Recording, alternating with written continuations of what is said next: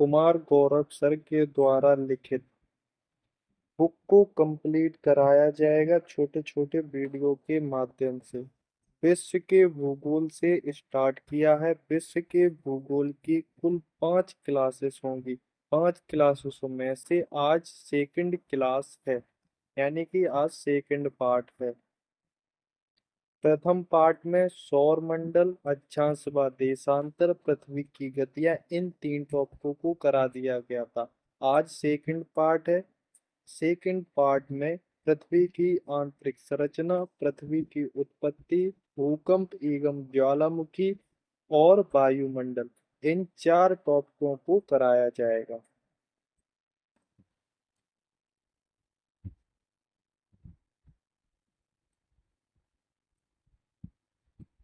पृथ्वी की आंतरिक संरचना से शुरू करते हैं।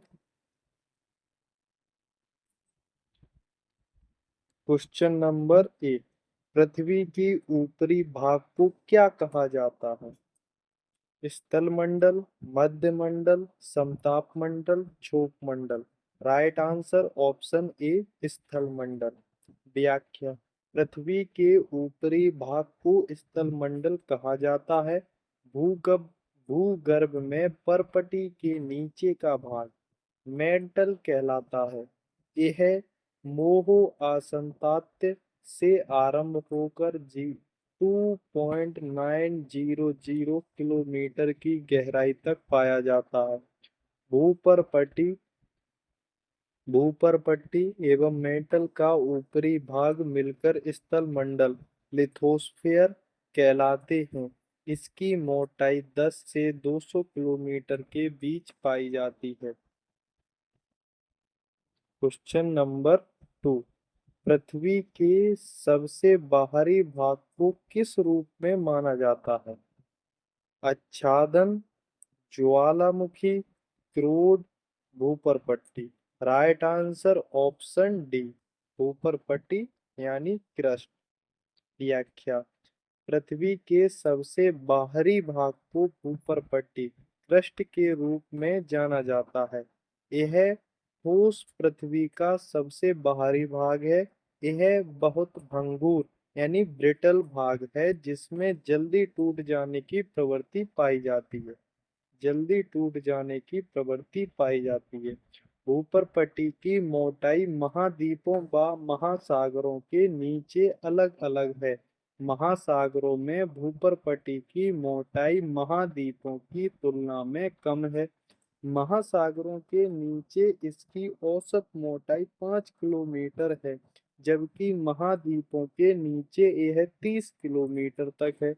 मुख्य पर्वतीय श्रृंखलाओं के क्षेत्र में यह मोटाई और भी अधिक है।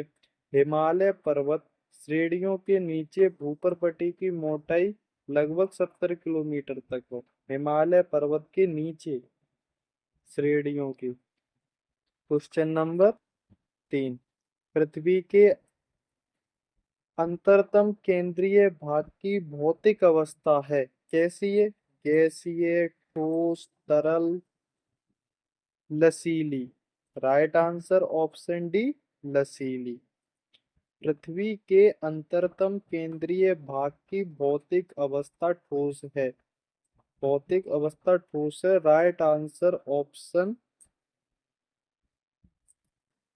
सॉरी, इसका राइट आंसर है ऑप्शन बी, ठोस।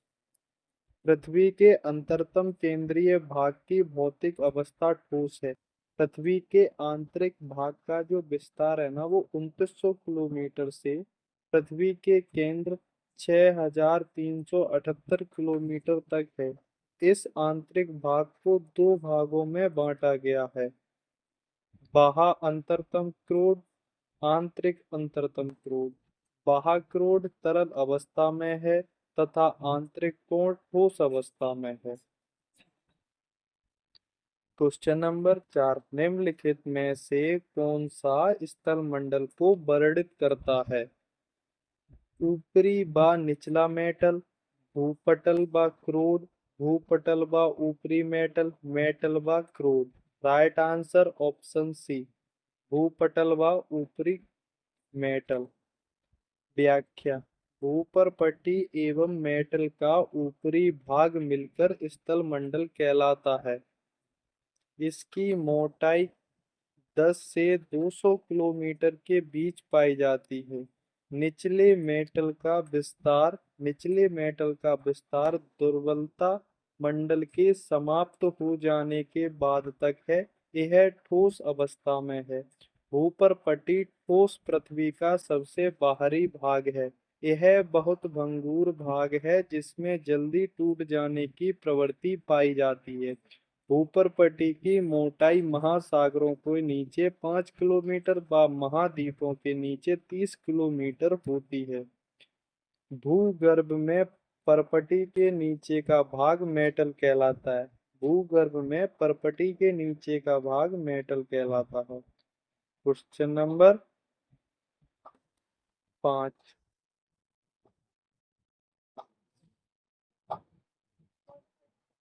पृथ्वी की निम्नलिखित में से कौन सी परतें बाहर से अंदर की ओर सही क्रम में है? Core, metal, crust. Core, crust, metal. Metal, crust, core. Crust, metal, core. Right answer option D, crust, metal, core. व्याख्या। भूकंपीय तरंगों के आधार पर पृथ्वी की आंतरिक संरचना को बाहर से अंदर की ओर सही क्रम में भूपर्पटी है, क्रस्ट, मेटल, कोर, क्रोड तीन भागों में बांटा गया है। भूपर्पटी पृथ्वी ऊपरी धरातल जिस पर जैव मंडल बसा है भूपर्पटी कहलाता है।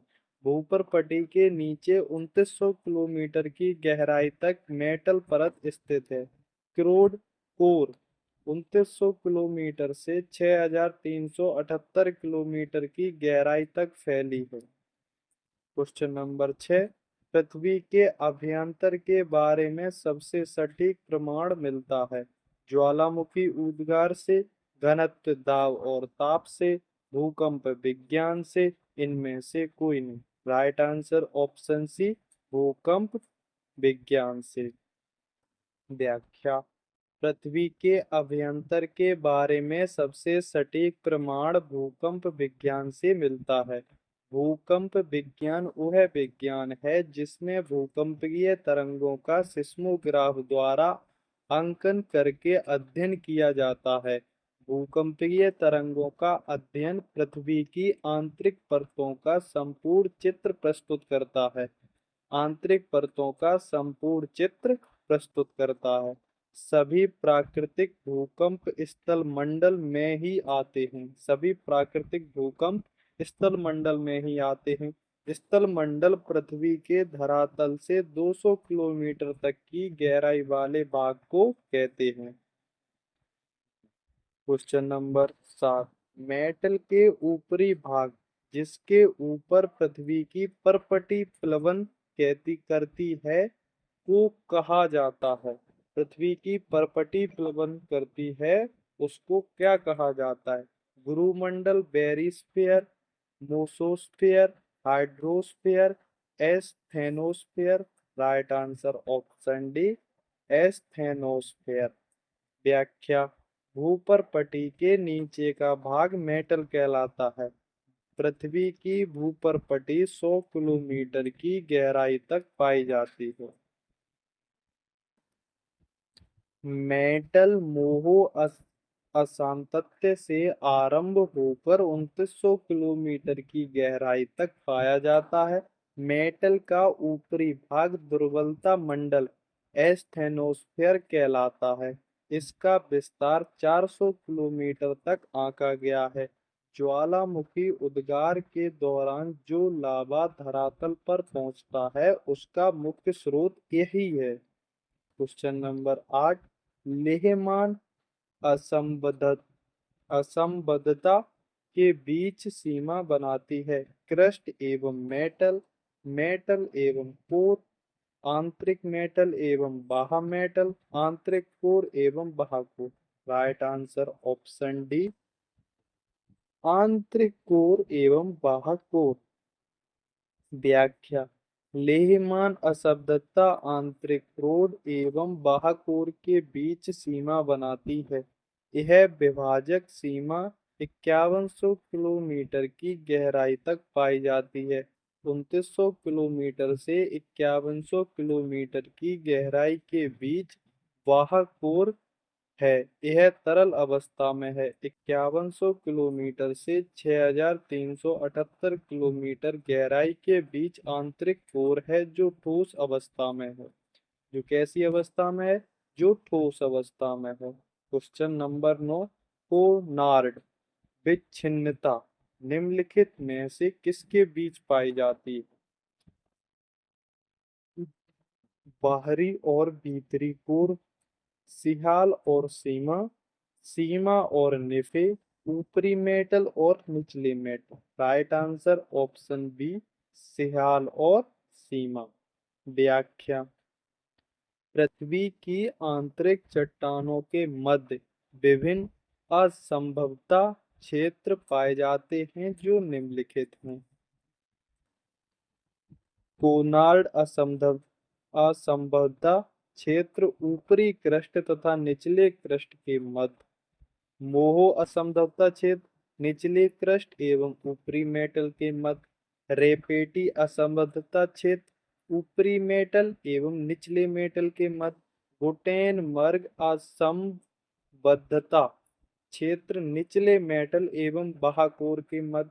लेहमन असंबद्धता क्षेत्र बाह्य एवं आंतरिक कोर के मध्य पाया जाता है। Question number 10। पृथ्वी की निफे परत में किन तत्वों की प्रधानता है? सिलिका तथा एल्यूमीनियम की, बेसाल्ट तथा सिलिका की, सिलिका तथा मैग्नीशियम की, निकिल तथा लोहा की। Right answer option D, nickel तथा लोहा की। व्याख्या। पृथ्वी के निफे परत में निकिल तथा लोहा तत्वों की प्रधानता है। रासायनिक संगठन के आधार पर एडवर्ड स्वेज ने पृथ्वी को 3 भागों में विभक्त किया है। कितने भागों में विभक्त किया? 3 भागों में विभक्त किया है। पहला, सियाल Si+Al। इस परत में सिलिका तथा एल्यूमीनियम की प्रधानता होती है। इसका औसत घनत्व 2.9 है। गहराई 50 से 300 किलोमीटर है। इस परत में ग्रेनाइट व नीस शैलें अधिक पाई जाती हैं। महाद्वीपों का निर्माण इन्हीं चट्टानों से हुआ है। सीमा। SiMa। इस परत में सिलिका एवं मैग्नीशियम की प्रधानता होती है। इसका घनत्व 2.9 से 4.7 है। गहराई 1000 से 2000 किलोमीटर तक विस्तृत है। इसकी रचना बेसाल्ट अग्नेय शैलों से हुई है। महासागरीय तल की चट्टानों का निर्माण इस परत से हुआ है। निफे NiFe। इस परत में निकल व लोहे की प्रधानता होती है, इसीलिए इस परत को निफे कहा जाता है। इस परत का घनत्व 11 है। यह एवं यह भूकेंद्र तक विस्तृत है। Question number 11। निम्नलिखित में से कौन सा कथन सत्य नहीं है? पृथ्वी का अधिकांश भाग मेटल है। पृथ्वी की परत सियाल से बनी है। सागर तल सीमा से बना है। सीमा सिहाल के ऊपर तैरता है। राइट आंसर ऑप्शन डी, सीमा सिहाल के ऊपर तैरता है। ये ऑप्शन गलत था। सियाल सीमा के ऊपर तैरता है। सियाल सीमा के ऊपर तैरता है। पृथ्वी का अधिकांश भाग मेटल से बना है। पृथ्वी की ऊपरी परत भूपर्पटी सिहाल से बनी है। महासागरीय तल की चट्टानों का निर्माण सीमा परत से हुआ है। ज्वालामुखी से निकलने वाले लावा का स्रोत सीमा परत है। लावा का स्रोत सीमा परत है। Question number 12। तरल अवस्था में निकिल और लोहे से बनी पृथ्वी की सबसे भारी और सबसे आंतरिक परत को क्या कहते हैं? परपटी, सीमा, फ्याल, NIFE, NIFE. Right answer option D, NIFE, NIFE. व्याख्या। तरल अवस्था में निकल और लोहे से बनी पृथ्वी की सबसे भारी और सबसे आंतरिक परत को निफे कहते हैं। यह सीमा के नीचे स्थित परत है और पृथ्वी की सबसे आंतरिक परत है। इसे बेरिस्फीयर भी कहा जाता है। इसका औसत घनत्व 11 है। Question number 13। पृथ्वी की कौन सी परत में मुख्य रूप से लोहे और मैग्नीशियम के सिलिकेट होते हैं? मेटल, ऊपरी कोर, परपटी, आंतरिक core. Right answer option A, metal. Metal का विस्तार मोहो असंबद्धता से 2900 किलोमीटर की गहराई तक है। निचले क्रस्ट तथा ऊपरी मेटल को मोहो असंबद्धता अलग करती है। मोहो असंबद्धता अलग करती है। मेटल के सबसे ऊपरी परत अधिक घनत्व वाली दृढ़ चट्टानों से निर्मित है एवं इसमें मैग्नीशियम और लोहे के सिलिसेट खनिजों की प्रधानता होती है। भूपटल और ऊपरी मेटल का भाग मिलकर स्थल मंडल का निर्माण करते हैं। Question number 14। पृथ्वी का निम्न में से कौन सा भाग सबसे गर्म है? महाद्वीपीय परपटी, आंतरिक कोण, मेटल, सागरीय परपटी। राइट आंसर है ऑप्शन बी, आंतरिक कोण, कोर सबसे गर्म है। पृथ्वी का आंतरिक कोर क्रोड सर्वाधिक गर्म भाग है। पृथ्वी के आंतरिक भाग को बेरिस्फीयर कहा जाता है, जिसमें लोहा व निकेल की अधिक प्रधानता के कारण इसे निफे कहा जाता है। कोर क्रोड का अधिकतम तापमान 2500 डिग्री सेल्सियस है। 5500 डिग्री सेल्सियस है।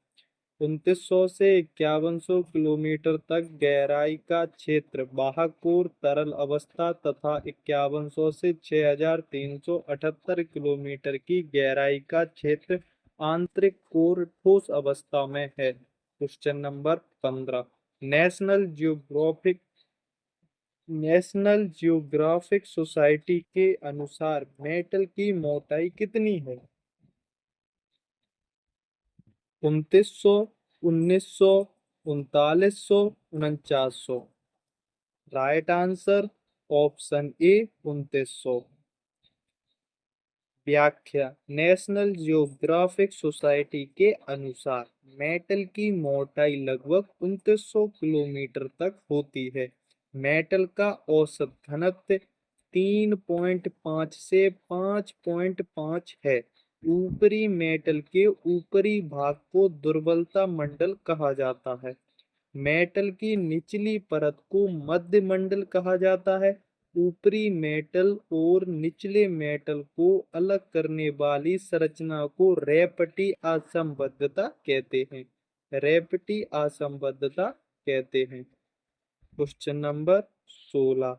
निम्न में से कौन सी परत पृथ्वी की सबसे पतली है?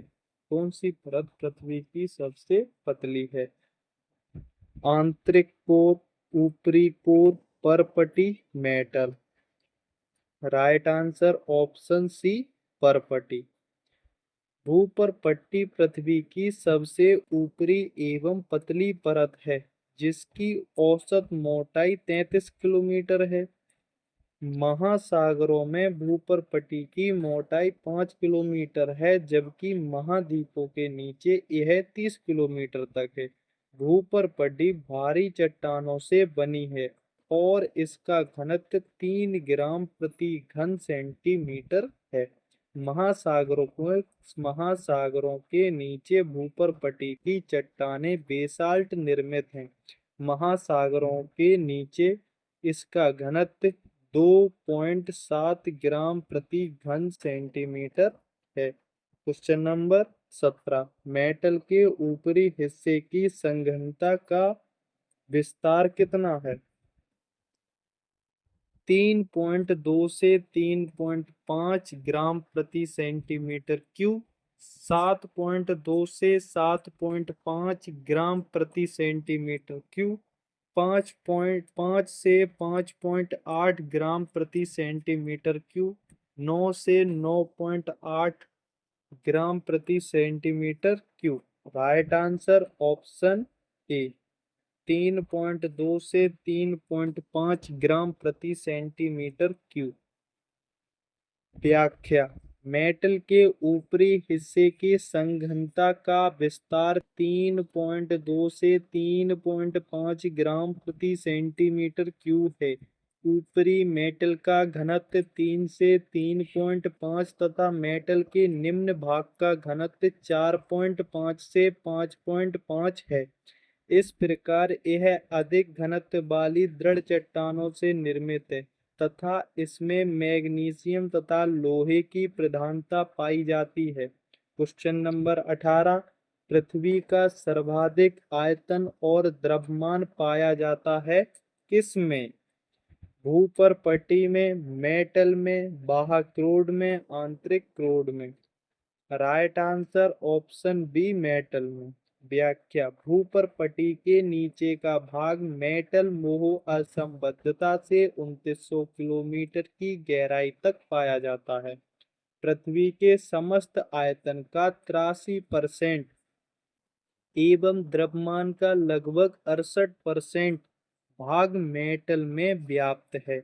मेटल को 3 भागों में विभाजित किया जाता है। मोह असंबद्धता से 200 किलोमीटर की गहराई तक, 200 से 700 किलोमीटर की गहराई तक, 700 से 2900 किलोमीटर की गहराई तक। क्वेश्चन नंबर 19, कोर मध्यस्थ क्षेत्र में कौन सी लहरें प्रवाहित हो सकती हैं? प्राथमिक लहरें, द्वितीयक लहरें, धरातलीय लहरें, प्राथमिक व द्वितीयक लहरें दोनों। राइट आंसर ऑप्शन ए, प्राथमिक लहरें। व्याख्या, प्राथमिक लहरें पी तरंगें ठोस, द्रव तथा गैस तीनों माध्यम से गुजरती हैं। इसी कारण से प्राथमिक लहरें कोर के मध्यस्थ क्षेत्र से होकर गुजरती हैं। एस तरंग, द्वितीयक तरंग केवल ठोस माध्यम से गुजरती है और द्रव व गैस में लुप्त हो जाती है। क्वेश्चन नंबर 20, पृथ्वी में किस गहराई पर ठोस पदार्थ तरल अवस्था में मिलते हैं? 32 kilometre, 50 kilometre, 80 kilometre, 100 kilometre. Right answer option D, 100 kilometre. व्याख्या, मेटल में 100 से 200 किलोमीटर की गहराई पर भूकंपीय तरंगों का वेग घट जाता है, इसीलिए यह भाग प्लास्टिक एवं पिघली हुई तरल अवस्था में पाया जाता है। भूपटल से 200 किलोमीटर की गहराई तक का भाग स्थल मंडल कहलाता है। क्वेश्चन नंबर 21, निम्न में दुर्बलता मंडल कहाँ स्थित है? बाह्य और आंतरिक कोर के बीच, ऊपरी और निचले प्रवार के बीच, निचले प्रवार के ठीक ऊपर, ऊपरी प्रवार के ठीक ऊपर, महासागरीय परपटी के ठीक ऊपर। Right answer option number D, ऊपरी प्रवार के ठीक ऊपर। व्याख्या, दुर्बलता मंडल ऊपरी प्रवार यानी ऊपरी मेटल में स्थित होता है। भूपर्पटी एवं मेटल का ऊपरी भाग मिलकर स्थल मंडल कहलाते हैं। स्थल मंडल की मोटाई 10 से 200 किलोमीटर के बीच पाई जाती है। निचले मेटल का विस्तार दुर्बलता मंडल के समाप्त हो जाने के बाद तक यह ठोस अवस्था में है। क्वेश्चन नंबर 22, पृथ्वी ग्रह की संरचना में मेटल के नीचे कोर मुख्य रूप से निर्मित होती है। एल्यूमिनियम, सिलिकॉन, क्रोमियम, लोहा। Right answer option number D, लोहा।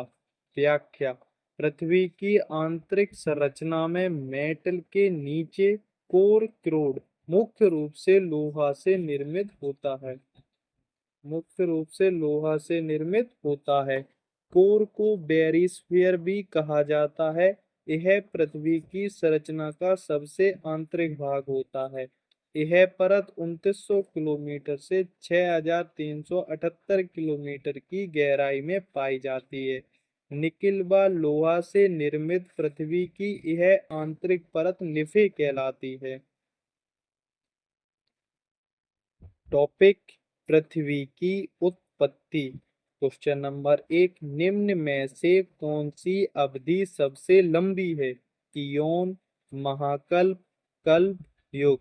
राइट आंसर ऑप्शन नंबर ए, इयोन। व्याख्या। इयोन की अवधि सबसे लंबी है।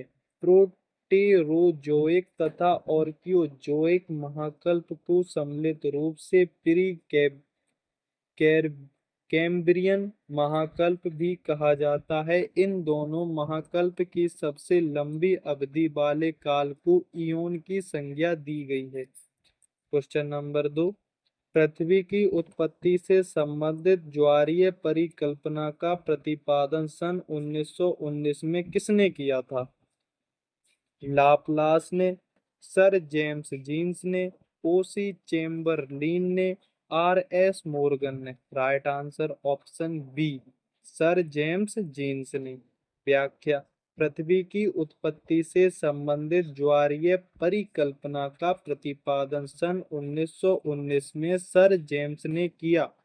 जेफरी ने सन 1929 में इस परिकल्पना में संशोधन प्रस्तुत किया। इस परिकल्पना के अनुसार ग्रहों का निर्माण सूर्य एवं तारे के संयोग से हुआ है। क्वेश्चन नंबर 3, निम्न में से कौन सी परिकल्पना होयल एवं लिटी लटन द्वारा प्रतिपादित की गई है? नोवा परिकल्पना, ज्वारीय परिकल्पना, ग्रहाणु परिकल्पना, निहारिका परिकल्पना। Right answer option number A, nova परिकल्पना। व्याख्या। नोवा परिकल्पना यानी अभिनव अभिनव तारा परिकल्पना होयल एवं लिटिलटन ने प्रस्तुत की। यह परिकल्पना सन 1939 में दोनों ने प्रस्तुत की। इस परिकल्पना के अनुसार ग्रहों की उत्पत्ति 3 तारों से हुई है। ग्रहों का निर्माण सूर्य के साथी तारे के विस्फोट से हुआ है। साथी तारे के विस्फोट से बिखरे धूलकण एवं गैसें सूर्य के चारों ओर चक्कर लगाने लगे और संगठित होकर ग्रहों का निर्माण किया। क्वेश्चन नंबर 4, निम्नलिखित में से किस काल में भूमि की सतह पर पौधों की उत्पत्ति और उपनिवेशीकरण शुरू हुआ? कार्बोनिफेरस काल, क्रीटेसस काल, सी सिलूरियन तथा डिमोनियन काल, प्री कैम्ब्रियन काल। Right answer option number C. व्याख्या। सिलूरियन तथा डिवोनियन काल में भूमि की सतह पर पौधों की उत्पत्ति और उपनिवेशीकरण शुरू हुआ। सिलूरियन कल्प में समुद्र में रीढ़ वाले जीवों की किस्मों में विस्तार तथा विकास हुआ तथा वनस्पतियों के प्रकारों में भी विकास हुआ। डिवोनियन कल्प में मछलियों का अधिक विकास हुआ। शार्क जैसी मछली की उत्पत्ति हुई। मछलियों के अधिक विकास के कारण इसे मत्स्य युग भी कहा जाता है। क्वेश्चन नंबर 5, पृथ्वी के भूगर्भीय इतिहास के इस युग में डायनासोर अपने सबसे बड़े आकार तक पहुंचे। Triassic, Jurassic, Cretaceous, Permian. Right answer option B, Jurassic. व्याख्या। पृथ्वी के भूगर्भीय इतिहास के जुरेसिक युग में डायनासोर सबसे बड़े आकार तक पहुंचे थे। जुरेसिक कल्प में डायनासोर का विकास हुआ। इसी काल में सर्वप्रथम पुष्प वाले पादपों अर्थात आवृतबीजी पौधों का विकास प्रारंभ हुआ।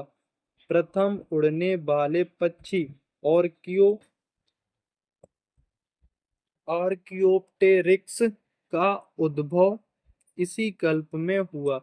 क्रिटेशियस कल्प में डायनासोर लगभग विलुप्त हो गए थे। क्वेश्चन नंबर 6, पृथ्वी पर अंतिम महान हिमयुग अस्तित्व में था। प्लेस्टोसीन काल में, ट्रियासिक काल में, मायोसीन काल में, प्लायोसीन काल में। Right answer option A, Pleistocene काल में। व्याख्या, पृथ्वी पर अंतिम महान हिमयुग प्लेस्टोसीन काल में अस्तित्व में था।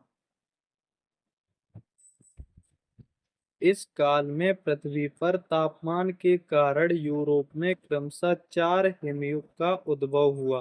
गुंज, मेंडेल, रिस, बुर्म। इस कल्प को हिमयुग के नाम से जाना जाता है। क्वेश्चन नंबर 7, सूची 1 को सूची 2 से सुमेलित करें।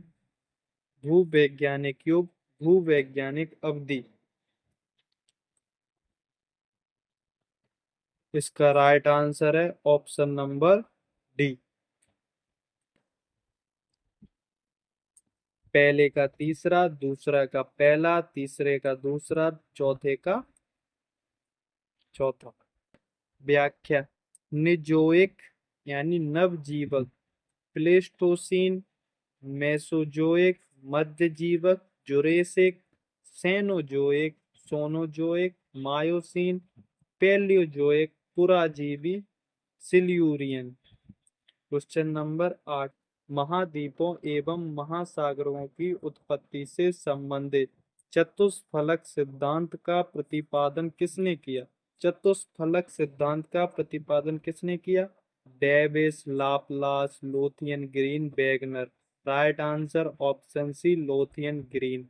व्याख्या, महाद्वीपों एवं महासागरों की उत्पत्ति से संबंधित चतुष्फलक सिद्धांत लोथियन ग्रीन ने सन 1875 में दिया था। लाप्लास ने निहारका संकल्पना, चेम्बरलिन एवं मोल्टन ने ग्रहाणु परिकल्पना, जेम्स जीन्स व जेफरीक ने ज्वारीय परिकल्पना, कांट ने वायव्य राशि संकल्पना व ऑटो स्मिड ने अंतरतारक धूल परिकल्पना प्रस्तुत की। क्वेश्चन नंबर 9, पृथ्वी उत्पत्ति के संबंध में वायव्य राशि परिकल्पना प्रतिपादित करने वाले इमैनुअल कांट डैश दर्शन शास्त्री थे? यूनानी, जर्मन, फ्रांसीसी, अमेरिकी। Right answer option B, Germany. व्याख्या, पृथ्वी उत्पत्ति के संबंध में वायव्य राशि परिकल्पना का प्रतिपादन करने वाले इमैनुअल कांट जर्मन दर्शन शास्त्री थे। इन्होंने इस परिकल्पना का प्रतिपादन 1755 ईस्वी में न्यूटन के गुरुत्वाकर्षण के नियमों के आधार पर किया था। क्वेश्चन नंबर 10, ऑटो स्मिड की अंतरतारक धूल परिकल्पना किन वैज्ञानिकों के पूर्ववर्ती विचारों पर आधारित है? जीन्स तथा Jeffrey, Hoyle plus Lyttleton, Kant तथा Laplace, Russell. Right answer option C, Kant तथा लाप्लास।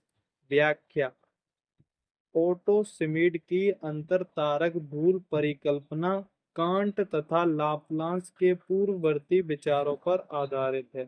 इस परिकल्पना के अनुसार जब सूर्य आकाशगंगा के पास से गुजर रहा था तो सूर्य के आकर्षण बल से कुछ गैसीय बादल सहित धूल के कण भी आकर्षित होकर सूर्य के चारों तरफ परिक्रमा करने लगे। क्वेश्चन नंबर 11, निम्नलिखित में से कौन सा युग महान हिमयुग के लिए जाना जाता है? Eocene, Pleistocene, Pliocene, Oligocene. Right answer option B, Pleistocene. व्याख्या, महान हिमयुग के लिए प्लेस्टोसीन युग को जाना जाता है।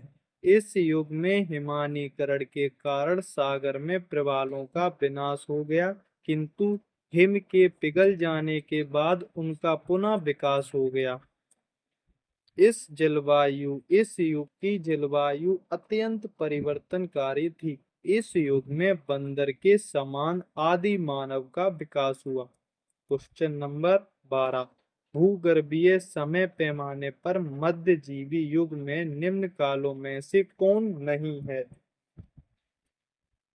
ट्राइएसिक, जुरेसिक, चाकमे, क्रीटेशियस, कार्बनी।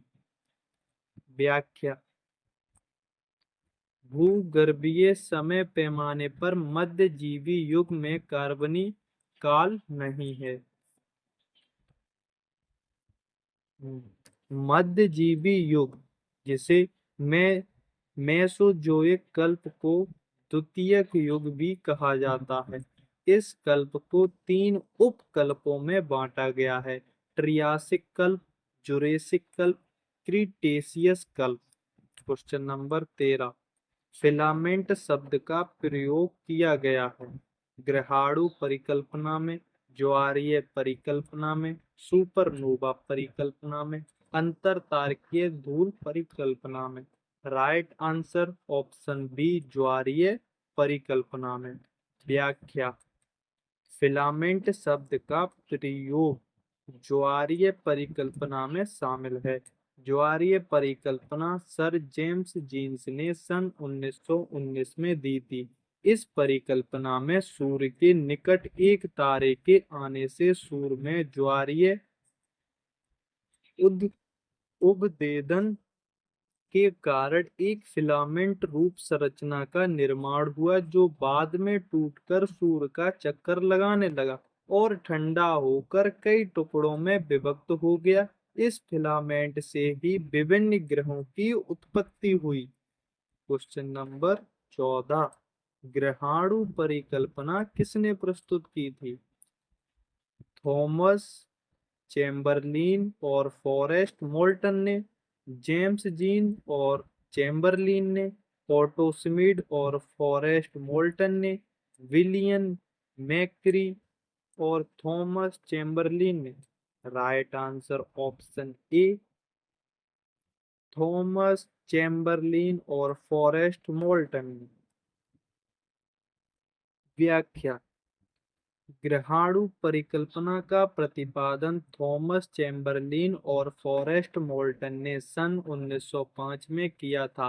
इसके अनुसार ग्रहों का निर्माण 2 विशाल तारों सूर्य एवं उसके एक सहायक तारा सूर्य के पास से गुजरा, तो उसके आकर्षण बल के कारण सूर्य की सतह से असंख्य छोटे छोटे कण बाहर आकर अलग हो गए, जिन्हें ग्रहाणु कहा गया। Question number 15।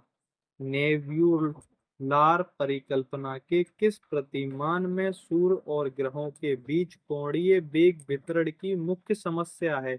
मूल ग्रह प्रतिमान, ज्वारभाटा प्रतिमान, लाप्लासियन प्रतिमान, जेम्स जीन प्रतिमान।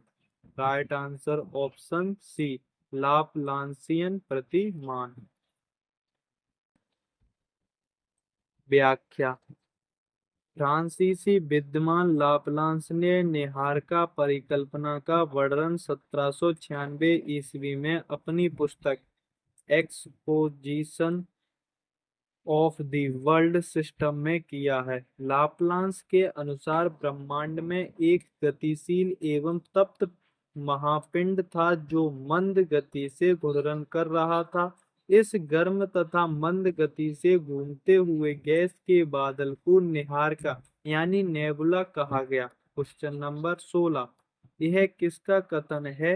मुझे पदार्थ दो और मैं इसकी पूरी दुनिया का निर्माण कर दूंगा। चेम्बरलिन का, जेम्स और जेफरी का, इमेनुअल कांट का, लाप्लास का। Right answer option number C, Immanuel Kant का। व्याख्या। इमेनुअल कांट एक जर्मन दर्शन शास्त्री थे, जिनका कथन था कि मुझे पदार्थ दो और मैं इसकी पूरी दुनिया का निर्माण कर दूंगा। कांट ने वायव्य राशि परिकल्पना 1755 ईस्वी में प्रस्तुत की थी। Question number 17। विश्व की स्थलाकृति का अधिकांश भाग निम्नलिखित युग का है: कैम्ब्रियन पूर्व महाकल्प, पुराजीवी महाकल्प, मध्यजीवी महाकल्प, नवजीवी महाकल्प। Right answer option number D, नवजीवी महाकल्प। व्याख्या। विश्व की स्थलाकृति का अधिकांश भाग नवजीवी महाकल्प का है। इस कल्प को तृतीय या टर्शियरी युग भी कहा जाता है। इसे पैलियोसीन, इयोसीन, ओलिगोसीन, मायोसीन व प्लायोसीन कालों में बांटा गया है। टर्शियरी कल्प में हिमालय की उत्पत्ति तथा आल्पस एटलस प्रमुख पर्वतों का निर्माण हुआ। गंगा व सिंधु के मैदान का निर्माण क्वार्टनरी कल्प में हुआ है। क्वेश्चन नंबर 18, निम्नलिखित भूगर्भीय युगों का सही कालानुक्रम है। Pleistocene, Pliocene, Holocene, Miocene. B, Miocene, Pliocene, Pleistocene, Holocene. Holocene, Miocene, Pleistocene, Pliocene. Pliocene, Pleistocene, Holocene, Miocene. Right answer option number B, Miocene, Pliocene, Pleistocene, Holocene. व्याख्या। भूगर्भिक युगों का सही कालानुक्रम मायोसीन, प्लायोसीन, प्लेस्टोसीन, हेलोसीन है। क्वेश्चन नंबर 19, निम्नांकित भूगर्भिक समयों का सही कालानुक्रम दिए गए कूट में चुनिए। Right answer option D, A, D, B, C. Silurian, Devonian, Carboniferous, Permian. व्याख्या। भूगर्भिक समयों का सही कालानुक्रम सिल्यूरियन, डिवोनियन, कार्बोनिफेरस, पार्मियन है। यह सभी कल्प प्राथमिक युग के पैलियोजोइक कल्प के उपकल्प हैं। क्वेश्चन नंबर 20, निम्नांकित में से कौन सिद्धांत अद्वैतवादी संकल्पना से संबंधित है। द्वितारक परिकल्पना, निहार का परिकल्पना, ग्रहाणु परिकल्पना, ज्वारीय परिकल्पना। Right answer option number B, निहार का परिकल्पना। अद्वैतवादी संकल्पना का संबंध लाप्लास की निहारका परिकल्पना व कांट की वायव्य राशि परिकल्पना से है। अद्वैतवादी संकल्पना को पैतृक परिकल्पना कहा जाता है। द्वैतवादी संकल्पना में ग्रहों की उत्पत्ति दो पदार्थों, पिंडों, तारों के संयोग से हुई है। इसलिए इस संकल्पना को वी पेरेंटल कॉन्सेप्ट के नाम से भी जाना जाता है। क्वेश्चन नंबर 21, सूची का मिलान आप लोग खुद कर लीजिएगा। व्याख्या। वायव्य राशि, घूर्णनशील निहारका, पॉइसन एवं लिटिलटन का सिद्धांत, तारकीय विस्फोट, ग्रहाणु परिकल्पना, सौर सेट, ज्वारीय परिकल्पना, फिलामेंट। क्वेश्चन नंबर 22, निम्नलिखित में से कौन सा युग्म सुमेलित नहीं है। राइट आंसर है ऑप्शन बी, ये सही सुमेलित नहीं है। कांट। व्याख्या। कांट गैसीय सिद्धांत, जेम्स जीन एवं जेफरी ज्वारीय परिकल्पना, रसेल द्वितारक परिकल्पना, लाप्लास निहारका परिकल्पना, चेम्बरलिन व मोल्टन ग्रहाणु परिकल्पना। क्वेश्चन नंबर 23, निम्नलिखित भूगर्भिक युग्मों का सही कालानुक्रम दिए गए कूट से चुनिए। Right answer option C. व्याख्या। भूगर्भिक युग्मों का सही कालानुक्रम इयोसीन, ओलिगोसीन, मायोसीन, प्लायोसीन है। नवजीवी महाकल्प सीनोजाई कल्प, इस कल्प को तृतीयक युग भी कहा जाता है। इसे 5 उपकल्पों में बांटा जाता है। पैलियोसीन, एओसीन, ओलिगोसीन, मायोसीन व प्लायोसीन। चैप्टर चेंज, भूकल भूकंप एवं ज्वालामुखी। क्वेश्चन नंबर 1, निम्न में से कौन एक मूल स्थल रूप है? ज्वालामुखी शंकु, अपशिष्ट पर्वत, मैनार्ड नोक, अपरदनात्मक जलप्रपात। राइट आंसर ऑप्शन ए, ज्वालामुखी शंकु। प्रश्नानुसार ज्वालामुखी शंकु एक मूल स्थल रूप है। यह पृथ्वी पर पाए जाने वाले सबसे अधिक विस्फोटक ज्वालामुखी है। इनका निर्माण ज्वालामुखी विस्फोट के बाद छिद्र के आसपास के शंकु आकार में लावा के जमाव के फलस्वरूप होता है। मैनार्ड नोक चट्टानों की अपरदन की क्रिया से बनने वाले भाग हैं। क्वेश्चन नंबर 2, ज्वालामुखी में सबसे अधिक कौन सी गैस निकलती है? राइट आंसर ऑप्शन ए, जलवाष्प। व्याख्या, ज्वालामुखी क्रिया के दौरान सर्वाधिक मात्रा में जल वाष्प निकलती है, 60% से अधिक। इसके साथ ही carbon dioxide, sulphur dioxide, hydrogen sulphide और हाइड्रोजन हाइड्रस एवं अन्य गैसें निकलती हैं। जल वाष्प के बाद दूसरी सर्वाधिक निकलने वाली गैस कार्बन डाइऑक्साइड है। ज्वालामुखी से निकलने वाले पदार्थों में गैसें, राख और तरल चट्टानी पदार्थ मैग्मा है। क्वेश्चन नंबर 3, ज्वालामुखी विस्फोट किस पेटी में सर्वाधिक है? राइट आंसर ऑप्शन बी, परिप्रशांत महासागरीय में। व्याख्या, ज्वालामुखी विस्फोट सर्वाधिक परिप्रशांत महासागरीय पेटी में होता है। विश्व के ज्वालामुखी का लगभग 2/3 भाग प्रशांत महासागर के तटीय भागों और 200 के सहारे पाए जाते हैं। इन्हें प्रशांत महासागर की अग्नि श्रृंखला यानी रिंग ऑफ फायर कहा जाता है।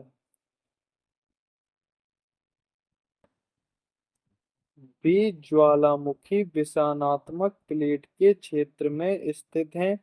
विश्व के अधिकांश ऊंचे ज्वालामुखी पर्वत इसी पेटी में स्थित है, जैसे इक्वेडोर का कोटोपैक्सी, चिली का एकांकागुआ। क्वेश्चन नंबर 4, मौना लोआ एक सक्रिय ज्वालामुखी है। मौना लोआ एक सक्रिय ज्वालामुखी है। राइट आंसर ऑप्शन बी, हवाई का। व्याख्या, वे ज्वालामुखी जिनसे लावा, गैस व विखंडित पदार्थ सदैव निकलते रहते हैं उन्हें सक्रिय या जागृत ज्वालामुखी कहते हैं।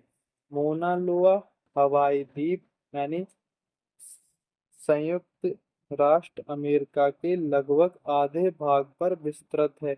माउंट एंटना एक सक्रिय ज्वालामुखी है जो इटली के सिसिली द्वीप पर स्थित है। भारत का एकमात्र सक्रिय ज्वालामुखी बैरन द्वीप अंडमान व निकोबार में स्थित है। अन्य सक्रिय ज्वालामुखी कोटोपैक्सी, मोना लोआ व माउंट एरेबस। क्वेश्चन नंबर 5, निम्नलिखित निम्नलिखित ज्वालामुखियों में से किसे भूमध्य सागर का प्रकाश स्तंभ कहा जाता है? Right answer option C, Stromboli को। स्ट्रोम्बोली ज्वालामुखी भूमध्य सागर में सिसिली द्वीप के उत्तर में लिपारी द्वीप की समूह यानी इटली का स्ट्रोम्बोली ज्वालामुखी एक जागृत व सक्रिय ज्वालामुखी है। इसमें सदैव गैसें निकलने के कारण आसपास के क्षेत्र प्रकाशमान होते रहते हैं। इस कारण इसे भूमध्य सागर का प्रकाश स्तंभ कहा जाता है।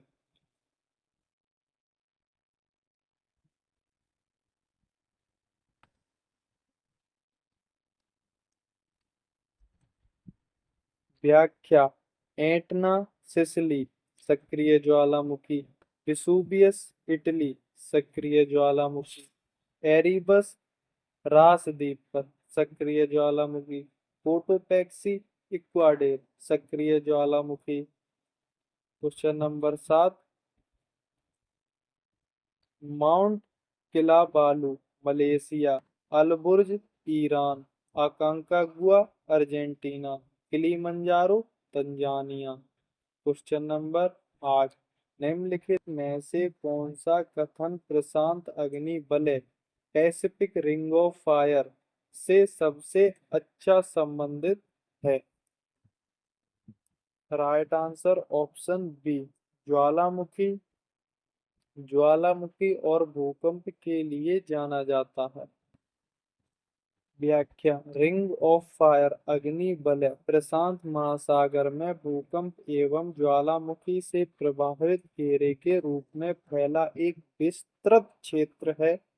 विश्व के अधिकांश भूकंप एवं ज्वालामुखी इसी क्षेत्र में आते हैं। यह अग्नि वलय प्रशांत महासागर के पूर्वी व पश्चिमी दोनों किनारों पर फैला है। सिस्मोग्राफ भूकंप को मापने के लिए प्रयोग में लाया जाने वाला यंत्र है। पृथ्वी पर क्वेश्चन नंबर 9, पृथ्वी पर ज्वालामुखी विस्फोट होने पर उत्कीर्ण सामग्री सामान्यतः तरल चट्टान के रूप में निकलती है जिसे डैश कहते हैं। राइट आंसर ऑप्शन बी, जिसे लावा कहते हैं। व्याख्या। पृथ्वी पर ज्वालामुखी विस्फोट होने पर उत्कीर्ण सामग्री तरल चट्टान के रूप में निकलती है जिसे लावा कहते हैं। मैग्मा यानी लावा एक गर्म पदार्थ है जिसकी उत्पत्ति तापमान में वृद्धि या दाब में कमी या दोनों के कारण होती है। यह पृथ्वी के आंतरिक भाग में पाया जाता है। जब मैग्मा सतह पर पहुंचता है तो उसे लावा कहते हैं। मैग्मा में सिलिका की मात्रा का उसकी अम्लता एवं गाढ़ेपन से सीधा संबंध होता है। क्वेश्चन नंबर 10, जो बल पृथ्वी के आंतरिक भाग में घटित होते हैं उन्हें डैश कहते हैं। राइट आंसर ऑप्शन सी, अंतर्जनित बल कहते हैं। व्याख्या। पृथ्वी के आंतरिक भाग में उत्पन्न होने वाले बल को अंतर्जनित बल कहा जाता है। अंतर्जात बल ज्वालामुखी क्रिया, भूकंप बलन, भ्रंश व पटल विरूपणी आदि। बाहरजात बल का भूपटल पर प्रमुख कार्य अच्छा अनाच्छादन प्रक्रिया को शामिल किया जाता है। क्वेश्चन नंबर 11 आप लोग देख लीजिए, खुद कर लीजिए।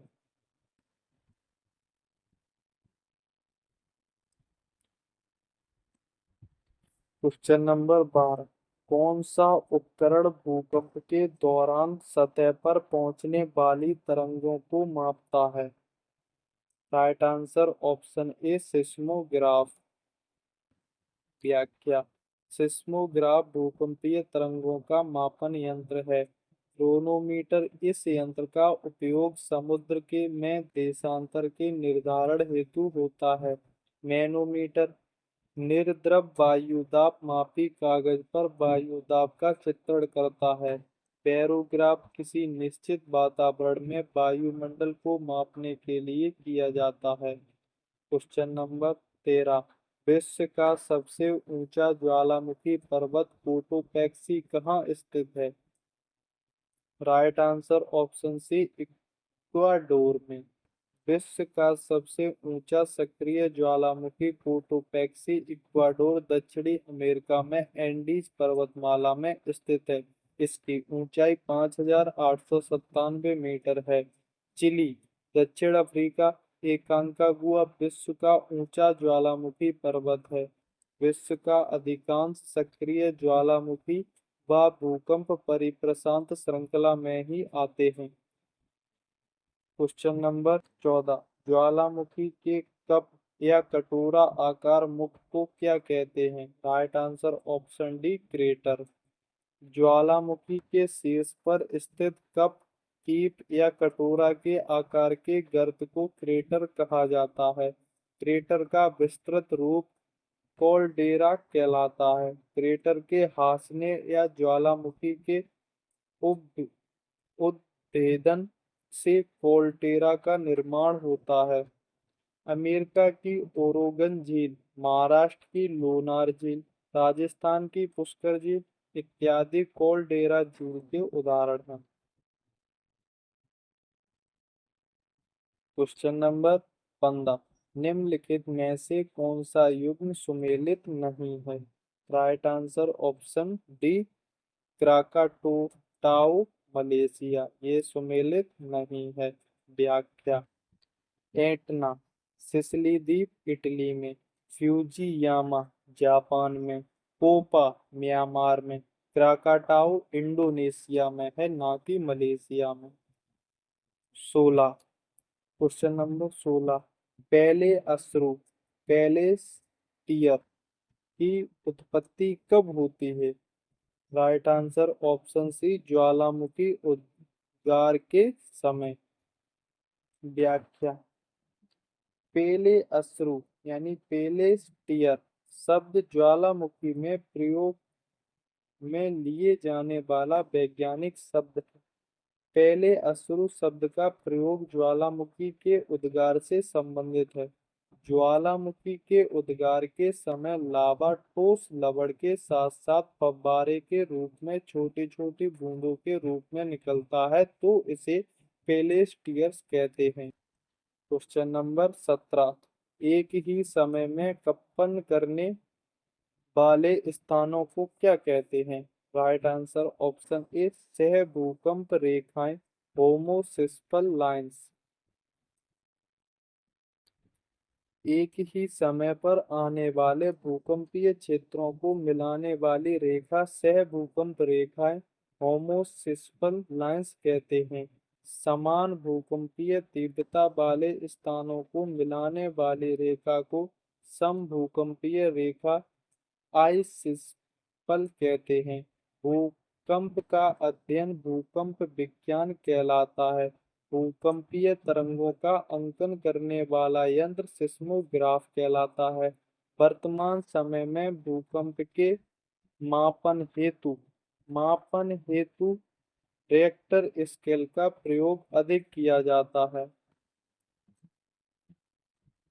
क्वेश्चन नंबर 18, भूकंप का अधिकेंद्र क्या होता है?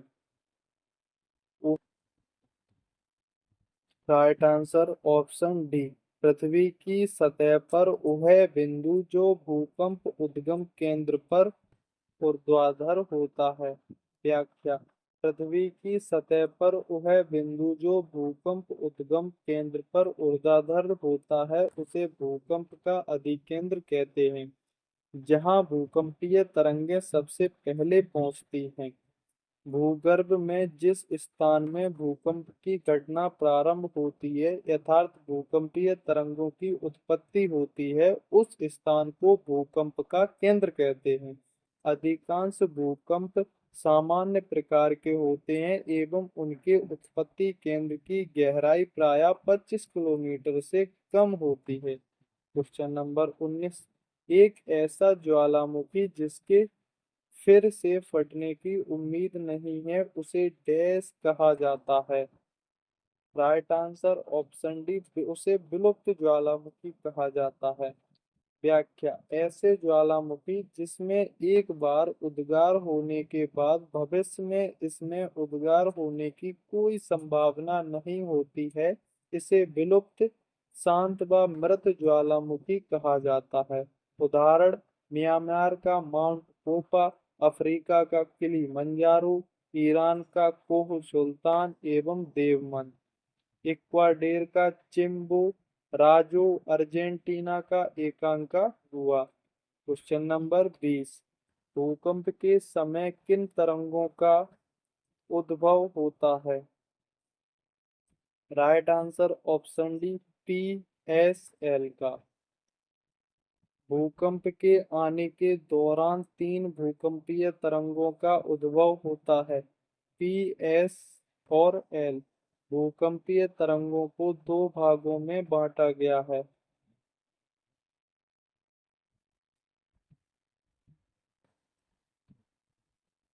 भूगर्भीय तरंगें, पी तरंगें तथा एस तरंगें।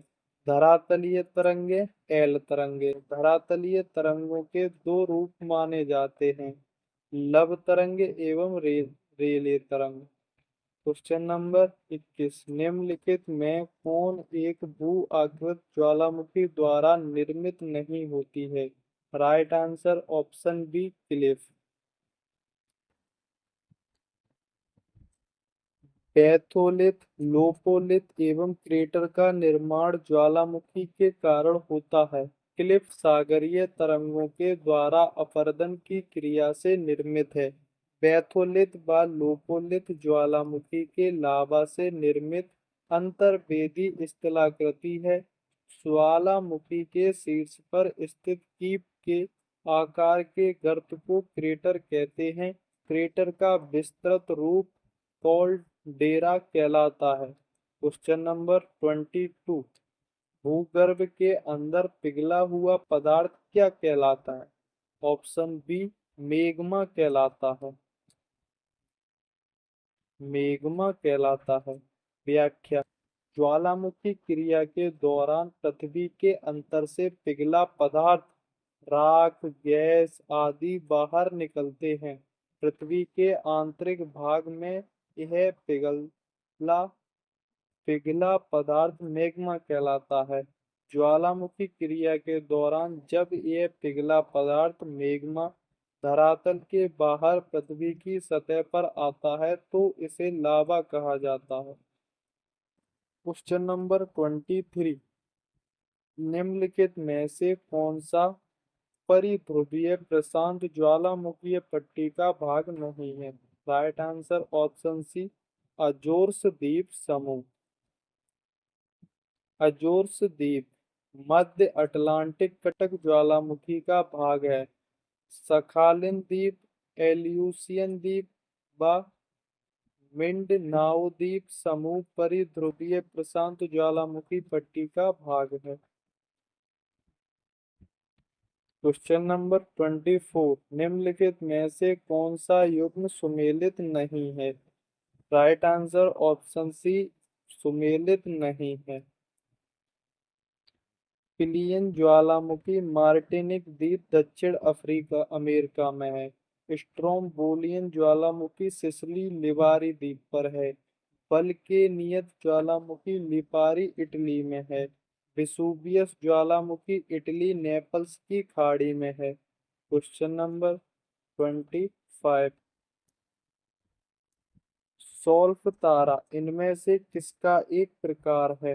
राइट आंसर ऑप्शन ए, ज्वालामुखी का एक प्रकार है। सॉल्फ तारा ज्वालामुखी का प्रकार है जब ज्वालामुखी से राख, लावा आदि का निकलना बंद हो जाता है एवं उसके बाद भी लंबे समय तक उससे विभिन्न प्रकार की गैसें तथा वाष्प निकलती रहती है, तो यह अवस्था सॉल्फ तारा कहलाती है। क्वेश्चन नंबर 26, लंबे समय तक शांत रहने के पश्चात उद्धारित होने वाला ज्वालामुखी क्या कहलाता है? ऑप्शन बी, सुषुप्त ज्वालामुखी कहलाता है। व्याख्या, लंबे समय तक शांत रहने के पश्चात उद्धारित होने वाला ज्वालामुखी सुषुप्त ज्वालामुखी कहलाता है। जिस ज्वालामुखी से लावा, गैसें आदि निरंतर निकलते रहते हैं उन्हें सक्रिय या जागृत ज्वालामुखी कहते हैं। वे ज्वालामुखी जो लंबे समय से पुनः उद्धारित नहीं हुए हैं मृत ज्वालामुखी कहलाते हैं। क्वेश्चन नंबर 27, निम्न में से कौन एक सुमेलित नहीं है? ऑप्शन डी, सुमेलित नहीं है। माउंट एजाल्को इज न्यूजीलैंड नहीं है। व्याख्या, ज्वालामुखी देश जोरल्लो मैक्सिको में है। माउंट उंटजेन जापान में है। अबाचा रूस में है। माउंट इजाल्को दक्षिण अमेरिका में है।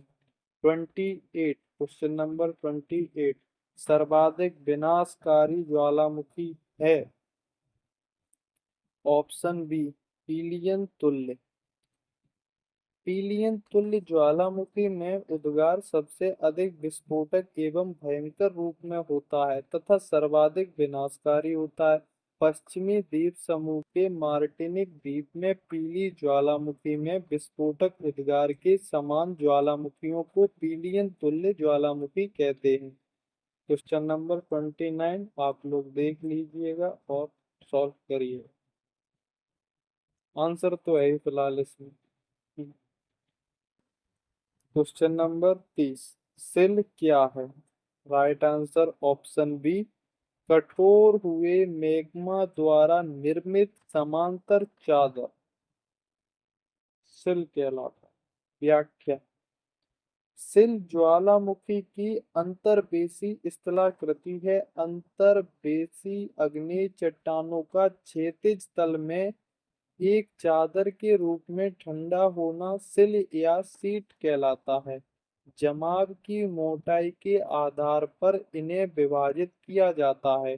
कम मोटाई वाले जमाव को सीट व घने मोटाई वाले जमाव सिल कहलाते हैं। क्वेश्चन नंबर 31 मोना लाओ एक सक्रिय ज्वालामुखी है।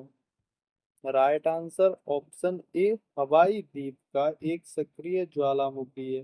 ऐसे ज्वालामुखी जिनसे सदैव लावा गैस धूल धुआं बाष्प चट्टान के टुकड़े आदि पदार्थ बाहर निरंतर निकलते रहते हैं उन्हें सक्रिय ज्वालामुखी कहा जाता है।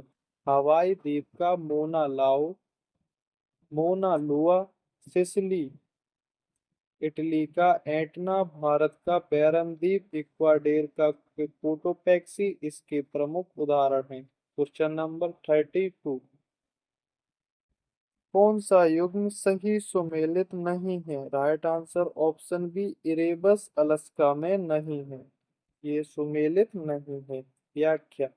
माउंट इरेबस ज्वालामुखी अंटार्कटिका के रॉस द्वीप में स्थित है। कोटोपैक्सी इक्वाडोर विश्व का सबसे ऊंचा ज्वालामुखी पर्वत है जो सक्रिय ज्वालामुखी है। इटली का विसुवियस प्रसुप्त ज्वालामुखी है। मोना लाओ हवाई द्वीप का सक्रिय ज्वालामुखी है। क्वेश्चन नंबर 33 कौन सी भूकंपीय तरंग लहरों की गति की दिशा में समकोण पर कंपन करती हैं? Right answer option C S तरंगे। एस तरंगे धरातल पर कुछ समय अंतराल के बाद पहुंचती हैं, यह द्वितीयक तरंगे कहलाती हैं। इन तरंगों के सेलों से होकर गुजरने पर सेल कणों में गति तरंग की दिशा में समकोण पर होती हैं। वे तरंगें केवल ठोस भाग से गुजरती हैं, तरल भाग में लुप्त हो जाती हैं। ये प्रकाश तरंगों के समान अनुप्रस्थ तरंगें होती हैं। क्वेश्चन नंबर 34 भूकंप में देशांतर अनुप्रस्थ और सतह तरंगें यहाँ उत्पन्न होती हैं। राइट आंसर ऑप्शन बी पृथ्वी के भीतर केंद्र बिंदु में उत्पन्न होती हैं। व्याख्या। भूकंप में देशांतर अनुप्रस्थ और सतह तरंगें पृथ्वी के भीतर केंद्र बिंदु से उत्पन्न होती हैं। देशांतर तरंगें पी तरंगें होती हैं जो ध्वनि तरंगों के समान अनुदैर्ध्य तरंगें होती हैं। यह तरंगें सेलों में संपीड़न के कारण उत्पन्न होती हैं। अनुप्रस्थ तरंगें एस तरंगों को कहा जाता है। यह धरातल पर कुछ समय अंतराल के बाद पहुंचती हैं। क्वेश्चन नंबर 35 भूकंप के दौरान लहरों के ऊपरी भाग का वेग घनत्व में वृद्धि के साथ साथ डैश जो इससे गुजरने वाली वस्तु को आगे बढ़ाएगी। राइट आंसर ऑप्शन सी बढ़ेगा। भूकंप के दौरान लहरों के ऊपरी भाग का वेग घनत्व में वृद्धि के साथ साथ बढ़ेगा जो इससे गुजरने वाली वस्तु को आगे बढ़ाएगी। भूकंपीय तरंगें तीन प्रकार की होती हैं। पहला पी तरंगें, यह अनुदैर्ध्य संपीड़न व ध्वनि तरंगें होती हैं जो ठोस द्रव गैस से गुजरती हैं। दूसरा एस तरंगें, यह अनुप्रस्थ व द्वितीयक तरंगें ठोस माध्यम से गुजरती हैं। 3 एल तरंगें, यह तरंगें धरातल पर सबसे लंबा मार्ग तय करती हैं और सर्वाधिक विनाशकारी होती हैं। इनकी तीव्रता P व S से अधिक होती है। क्वेश्चन नंबर 36, निम्नलिखित में से कौन सी भूकंपीय तरंगों की छाया कटिबंध को प्रदर्शित करता है? Right answer option C 105 degree से 145 डिग्री तक। व्याख्या,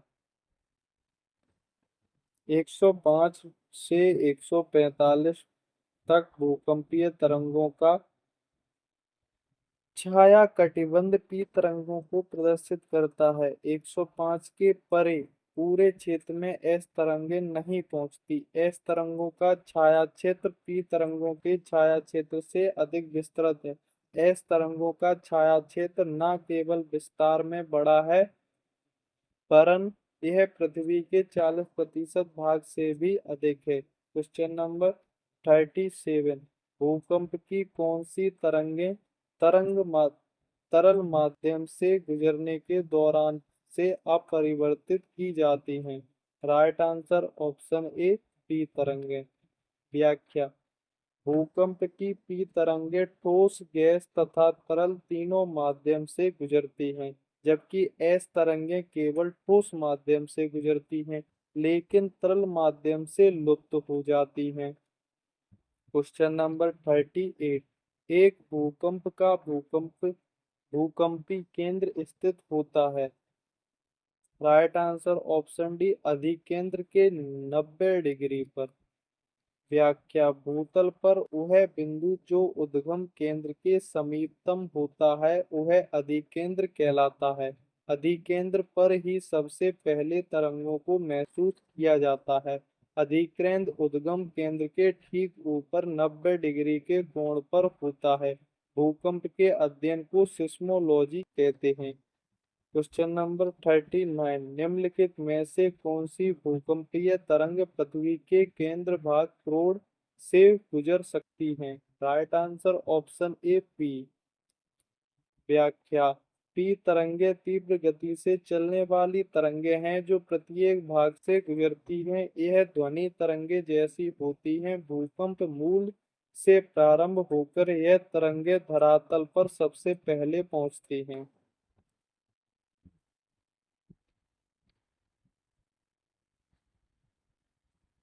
क्वेश्चन नंबर 40, प्राथमिक भूकंपीय तरंगों की गति होती है। राइट आंसर ऑप्शन बी 8 से 14 किलोमीटर प्रति सेकंड। पी तरंगों की गति सबसे तेज तथा तीव्रता सबसे कम एस एवं एल होती है। इनकी औसत गति 8 से 14 किलोमीटर प्रति सेकंड होती है। इन तरंगों के सेल में से होकर गुजरने पर सेल कणों में कंपन तरंगों की गति की दिशा में आगे पीछे होता है। क्वेश्चन नंबर 41, भूकंप के उद्गम केंद्र जिसे छाया केंद्र कहते हैं में कौन सी भूकंपीय तरंगें पहुंच जाती हैं? Right answer option A P तरंगे। भूकंप लेखी यंत्र पर दूरस्थ स्थानों से आगे वाली भूकंपीय तरंगें अभिलेखित होती हैं। कुछ ऐसे क्षेत्र भी हैं जहां कोई भी भूकंपीय तरंग अभिलेखित नहीं होती है। ऐसे क्षेत्र को भूकंपीय छाया क्षेत्र कहा जाता है। भूकंप अभिकेंद्र से 105 और 145 डिग्री के बीच का क्षेत्र दोनों प्रकार की तरंगों के लिए छाया क्षेत्र है। इसमें पी तरंगें गुजरती हैं, लेकिन एस तरंगें द्रव्यता के कारण विलुप्त हो जाती हैं। राइट आंसर 42, भूकंप मात्रा से संबंधित रिएक्टर मापक निम्न के मध्य विस्तृत होती है। राइट आंसर ऑप्शन बी 0 से 9। व्याख्या, रिएक्टर स्केल यह गणितीय मापक है जिसकी तीव्रता 0 से 9 तक होती है और प्रत्येक बिंदु दूसरे बिंदु की तीव्रता का 10 गुना अधिक तीव्रता रखता है। भूकंप केंद्र के ठीक ऊपर धरातल पर बिंदु अधिकेंद्र कहलाता है, जो उद्गम केंद्र के समीपतम होता है। Question number 43। निम्नलिखित में से कौन सी भूकंप तरंगें सर्वाधिक विनाशकारी हैं? Right answer option D, L तरंगें। व्याख्या। एल तरंगें धरातल पर सबसे लंबा मार्ग तय करती हैं एवं केवल धरातल पर अधिकेंद्र से चारों ओर फैलती हैं। एल तरंगों को लब वेव भी कहते हैं। इन तरंगों से भूकंप क्षेत्र में सर्वाधिक गति व क्षति होती है। यह सर्वाधिक विनाशकारी होती हैं। इनकी तीव्रता P एवं S से अधिक होती है। वायुमंडल। Question number 1। ओजोन परत किस प्रकार के विकिरण को अवशोषित करती है? राइट आंसर ऑप्शन बी, पराबैंगनी विकिरण को। व्याख्या। ओजोन परत पराबैंगनी विकिरण को अवशोषित करती है। ओजोन मुख्यतः समताप मंडल व क्षोभ मंडल में पाई जाती है। इसका सकेंद्रण 10 से 50 किलोमीटर के मध्य होता है। भूमध्य रेखीय वायुमंडलीय क्षेत्र से ध्रुवीय वायुमंडलीय क्षेत्र की ओर जाने पर ओजोन परत की मोटाई में कमी आती है। Question number 2। वायुमंडल की निचली परतों में धुएं या धूल के कणों पर जल की बूंदों के संघन द्रव्यमान को क्या कहा जाता है? और राइट आंसर ऑप्शन सी, धूम कोहरा। व्याख्या। वायुमंडल की निचली परतों में धुएं या धूल के कणों पर जल की बूंदों के सघन द्रव्यमान को धूम कोहरा कहा जाता है। नगरीय और औद्योगिक केंद्रों में धुएं की अधिकता के कारण केंद्रकों की मात्रा की भी अधिकता होती है, जो कोहरे और कुहासे के बनने में मदद देती है। ऐसी स्थिति को जिसमें कोहरा तथा धुआं सम्मिलित रूप से बनते हैं, धूम्र कोहरा कहलाते हैं। Question number 3। ओजोन की माप से संबंध परिभाषिक शब्दों की पहचान करें। Dobson spectrophotometer, pyranometer, planimeter, anemometer. नीचे दिए गए विकल्पों में से सही उत्तर का चयन करें। राइट आंसर ऑप्शन ए, केवल ए और बी। ओजोन की माप से संबंध शब्द स्पेक्ट्रोफोटोमीटर तथा डॉप्सन है। ओजोन परत वायुमंडल में फैली एक परत है जो सूर्य से आने वाली पराबैंगनी किरणों को रोककर हमारी रक्षा करती है। बैरोमीटर, यह वायु दाब मापने का तंत्र है। उच्च तापमान मापने का यंत्र पायरोमीटर है। मानचित्र पर केबल मापने का यंत्र प्लानीमीटर है। मानचित्र पर दूरी मापने का यंत्र ओपिसोमीटर है। Question number 4। वायुमंडल की लंबवत परतों को पृथ्वी से बाहर की ओर क्रमबद्ध कीजिए। नीचे दिए गए कूटों में से उत्तर को चुनिए। राइट आंसर ऑप्शन सी।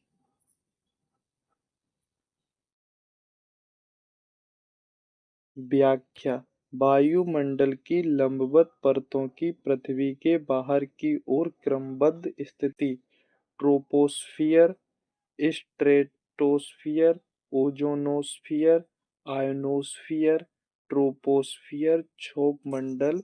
यह वायुमंडल का सबसे नीचे का संस्तर है। इसे ट्रोपोस्फियर नाम टी जेरेंस डी बोर्ट ने दिया है।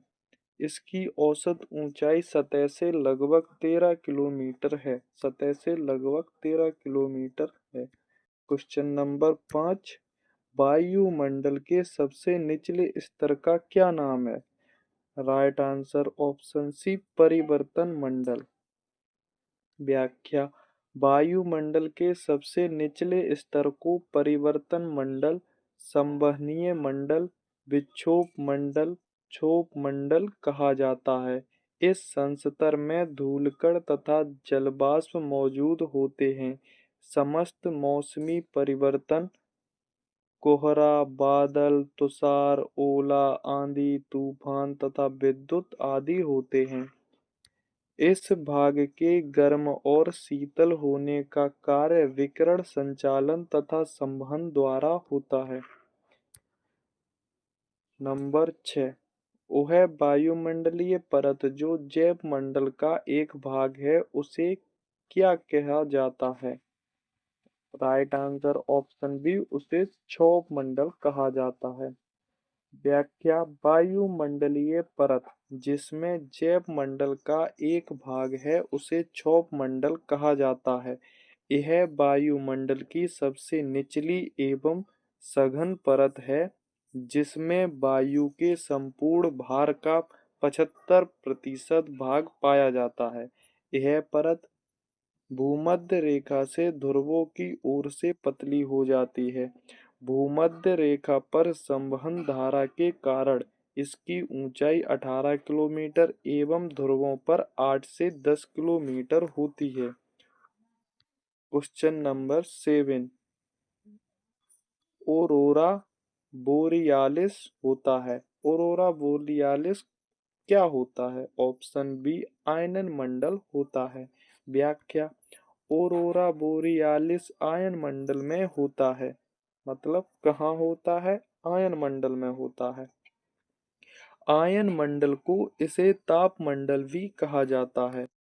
आयन मंडल में ध्रुवीय प्रकाश पर सूर्य के धब्बों के परिवर्तन का भी काफी प्रभाव पड़ता है। अतः सूर्य के विद्युत विसर्जन से भी यह प्रकाश संबंधित है। उत्तरी गोलार्ध व दक्षिणी गोलार्ध में इस प्रकाश को ध्रुवीय प्रकाश कहा जाता है। Aurora aurora borealis. Question number 8। आयन मंडल की किस परत से रेडियो की लघु तरंगें परावर्तित होती हैं? Right answer option C, F परत। व्याख्या। आयन मंडल धरातल से 80 से 400 किलोमीटर की ऊंचाई तक विस्तृत भाग है। ऊंचाई के साथ इस मंडल में तापमान की वृद्धि होती है। आयन मंडल की एफ परत आयन मंडल की एफ परत में रेडियो तरंगें परावर्तित होती हैं। एफ परत ई परत से ऊपर 150 से 380 किलोमीटर की ऊंचाई तक एक परत का विस्तार होता है। इस परत में रेडियो की लघु तरंगें परावर्तित होती है। Question number 9। वायुमंडल की कौन सी परत को आयन मंडल भी कहते हैं? राइट आंसर ऑप्शन डी, तापमंडल। व्याख्या। वायुमंडल में स्थित थर्मोस्फियर यानी तापमंडल को आयन मंडल भी कहते हैं। इस मंडल में तापमान तेजी से बढ़ता है एवं इसकी ऊपरी सीमा पर यह बढ़कर 1000 डिग्री सेल्सियस हो जाता है।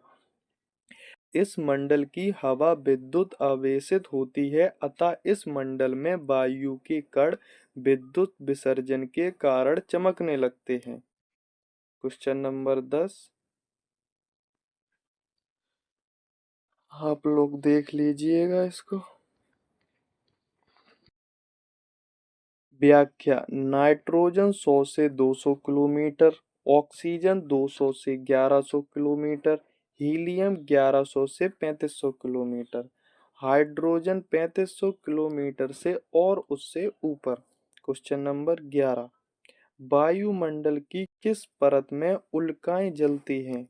किस परत में उल्काएं जलती हैं? Option A is the right, मध्यम मंडल में। व्याख्या। वायुमंडल की मध्य मंडल परत में उल्काएं जलती हैं। यह परत समताप मंडल के ऊपर पाई जाती है। 50 से 80 किलोमीटर की ऊंचाई वाली यह वायुमंडलीय परत है जिसमें तापमान में ऊंचाई के साथ ह्रास होता जाता है। 80 किलोमीटर की ऊंचाई पर तापमान 100 डिग्री सेल्सियस हो जाता है। इस न्यूनतम तापमान की सीमा को मेसोपास कहते हैं। इस मंडल में इस मंडल में नाक्टिलूसेंट बादल ध्रुवीय क्षेत्र के ऊपर गर्मियों में दिखाई देते हैं, जिसका निर्माण हल्का धूल एवं संवहनीय प्रक्रिया द्वारा ऊपर लाई गई आर्द्रता एवं संघनन से होता है। Question number 12। वायुमंडल में समताप मंडल और मध्य मंडल के बीच स्थित सीमांत स्तर को कहा जाता है। Option D stratopause. स्ट्रेटोपोज। व्याख्या वायुमंडल में समताप मंडल और मध्य मंडल के बीच स्थित सीमांत स्तर को स्ट्रेटोपोज कहा जाता है। यह समताप मंडल को मध्य मंडल से अलग करता है। क्षोभ मंडल को समताप मंडल से अलग करने वाला सीमांत स्तर ट्रोपोपोज कहलाता है। ट्रोपोपोज कहलाता है। Question number 13। समताप मंडल में ऊंचाई बढ़ने के साथ तापक्रम में वृद्धि का कारण है।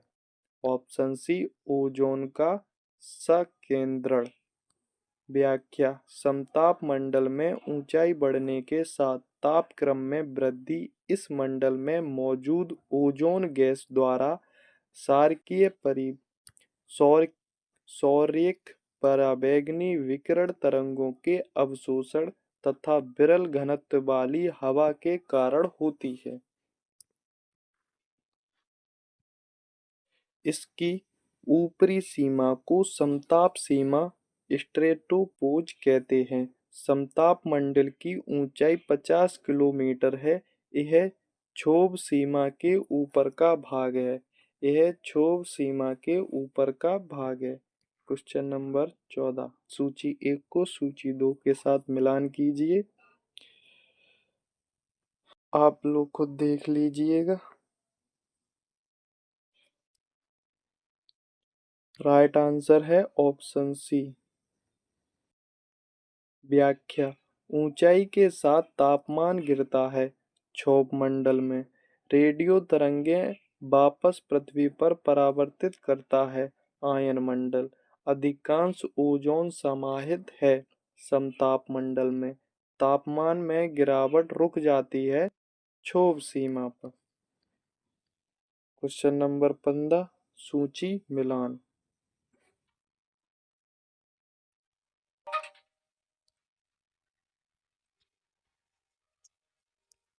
व्याख्या घटक शुष्क वायु में मात्रा nitrogen 78.08%, oxygen 20.94%, argon 0.93%, carbon dioxide 0.03%। Question number 16। निम्नलिखित वायुमंडलीय परतों में से किसमें तापमान स्थिर रहता है। राइट आंसर ऑप्शन बी क्षोभ सीमा में। वायुमंडलीय परतों में क्षोभ सीमा में तापमान स्थिर रहता है। क्षोभ मंडल और समताप मंडल को अलग करने वाले भाग को क्षोभ सीमा कहते हैं। भूमध्य रेखा के ऊपर क्षोभ सीमा में वायु का तापमान 80 डिग्री सेल्सियस और ध्रुव के ऊपर 45 डिग्री सेल्सियस होता है। यहाँ पर तापमान के स्थिर होने के कारण इसे क्षोभ सीमा कहा जाता है।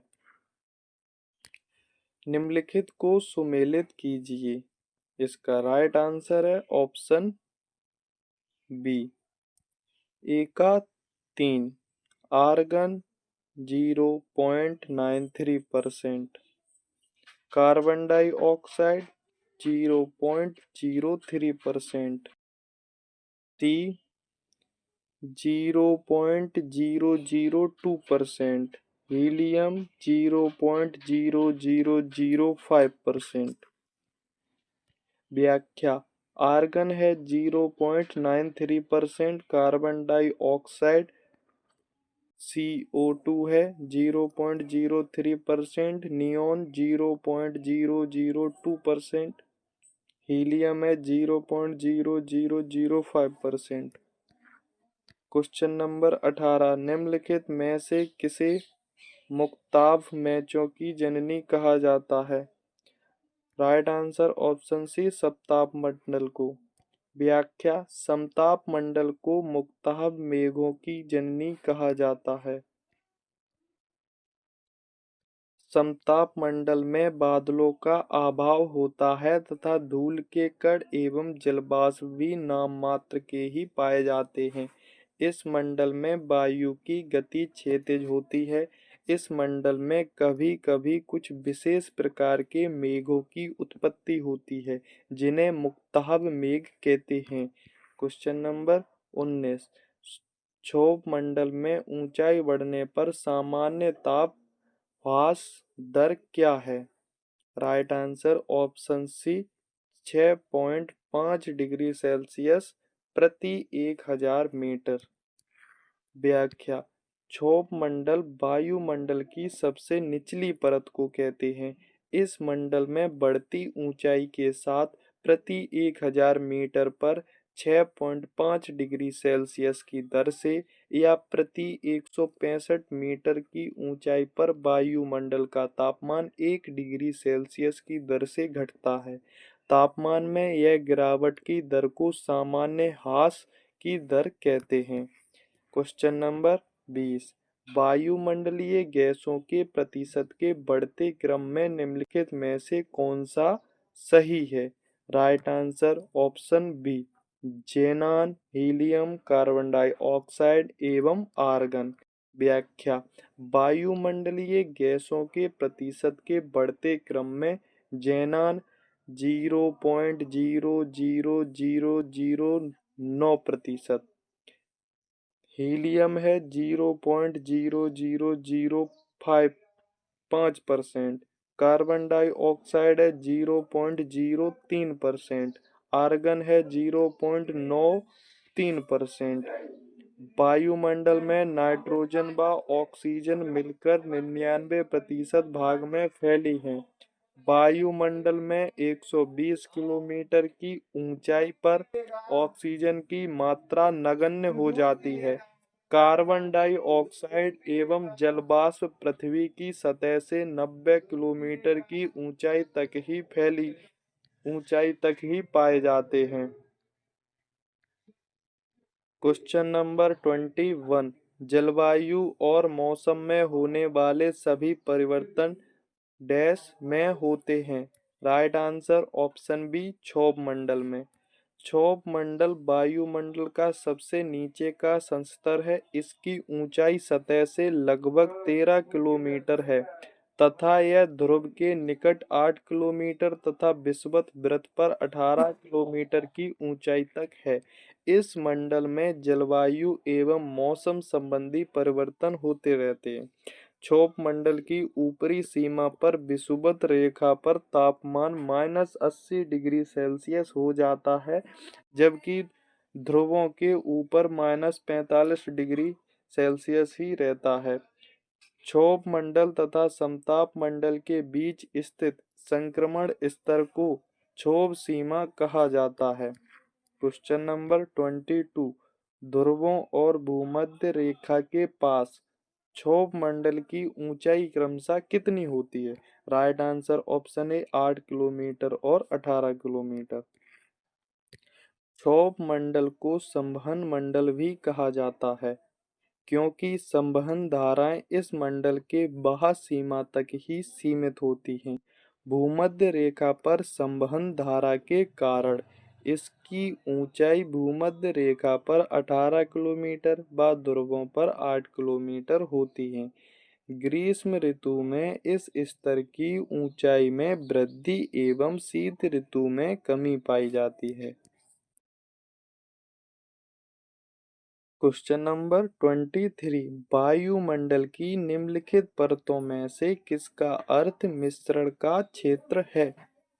राइट आंसर ऑप्शन बी, क्षोभ मंडल। क्षोभ मंडल को मिश्रण का क्षेत्र कहा जाता है, क्योंकि इसमें जलवाष्प एवं धूल कणों के संकेंद्रित होने के कारण बादलों का निर्माण, तूफान, चक्रवात, तापमान, दाब, हवाएं, बिजली और वर्षा जैसी मौसमी घटनाएं होती हैं। बादल, तूफान आदि के कारण यह मंडल वायुयानों के उड़ने के लिए उपयुक्त नहीं है। Question number 24। समताप मंडल स्ट्रेटोस्फेयर के संबंध में निम्नलिखित में से कौन सा कथन सही नहीं है? राइट आंसर ऑप्शन ए, यह कथन सही नहीं है। यह मध्य मंडल के ठीक ऊपर होती है, यह बात गलत है। व्याख्या। क्षोभ मंडल के ऊपर समताप मंडल स्थित है। इसकी ऊंचाई धरातल से 50 किलोमीटर तक है। समताप मंडल का एक महत्वपूर्ण लक्षण यह है कि इसमें ओजोन परत पाई जाती है। समताप मंडल में बादलों का अभाव होता है तथा धूल के कण एवं जलवाष्प भी नाम मात्र के ही पाए जाते हैं। इस मंडल में वायु की गति क्षैतिज होती है। Question number 25। अंतरिक्ष में प्रवेश करने पर उल्कापिंड वायुमंडल की किस परत में जल जाते हैं? राइट आंसर ऑप्शन सी, मध्य मंडल में जल जाते हैं। उल्कापिंड उल्कापिंड अंतरिक्ष चट्टानें होती हैं जो पृथ्वी की सतह पर गिरते हैं। अंतरिक्ष से प्रवेश करने पर उल्कापिंड वायुमंडल के मध्य मंडल में ही जल जाते हैं। मध्य मंडल समताप मंडल के ठीक ऊपर 80 किलोमीटर की ऊंचाई तक फैला होता है। इस मंडल में ऊंचाई के साथ साथ तापमान में कमी होने लगती है और 80 किलोमीटर की ऊंचाई तक पहुंचकर यह 100 डिग्री सेल्सियस हो जाती है। Question number 26। वायुमंडल में कितने प्रतिशत ऑक्सीजन मौजूद है? Option D is the right, 21%। वायुमंडल गैसों, जलवाष्प एवं धूल कणों से बना है। वायुमंडल में आयतन के अनुसार गैसों का प्रतिशत निम्नलिखित है।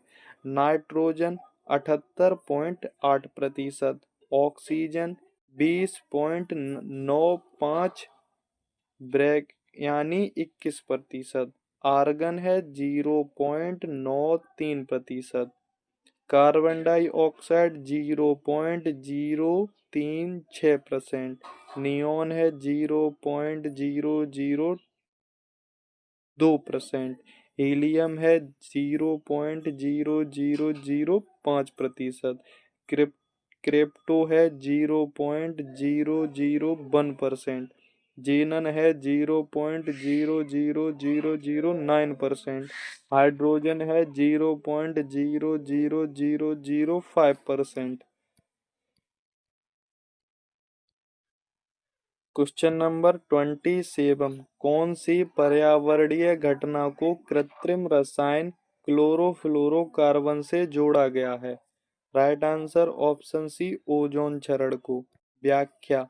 ओजोन परत समताप मंडल की निचली परत में सूर्य की हानिकारक पराबैंगनी किरणों को अवशोषित कर पृथ्वी की सतह पर आने से रोकती है। जेट वायुयानों से निकलने वाले नाइट्रस ऑक्साइड तथा एयर कंडीशनर, रेफ्रिजरेटर जैसे घरेलू कार्यों में प्रयोग होने वाले उपकरणों से निकलने वाली क्लोरोफ्लोरोकार्बन (CFC) गैस से ओजोन परत का क्षरण हो रहा है। Question number 28। बाह्यमंडल परत किस परत के ऊपर है? Option B, तापमंडल।